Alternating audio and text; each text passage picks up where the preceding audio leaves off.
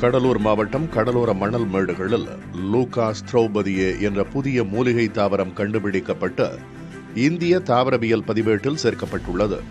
குடியரசுத் தலைவர் திரௌபதி முர்முவின் நினைவாக பெயரிடப்பட்டுள்ள இத்தாவரம் ஒற்றை தண்டையும் பரவலான தரைவழி வேர்களையும் புள்ளிகள் கொண்ட பொன்னிற கனிகளையும் கொண்டுள்ளது. 155 தாவர இனங்களுடன் ஒப்பிட்டு 1 வருட ஆய்வு நடைமுறைகளுக்கு பிறகே இது புதிய இனம் என உறுதி செய்யப்பட்டுள்ளது. வறண்ட மணல் மேடுகள் வெறும் பாழ் நிலங்கள் அல்ல, அவை தனித்துவமான உயிரினங்களின் இருப்பிடம் என்பதை இக்கண்டுபிடிப்பு உணர்த்துவதாக தாவரவியல் நிபுணர்கள் கூறுகின்றனர். தற்போது கால்நடைகளின் மேய்ச்சல் மற்றும் யூக்கலிப்டஸ் மரங்களால் இத்தாவரத்தின் சூழலியல் அச்சுறுத்தலுக்கு உள்ளாகியுள்ளது.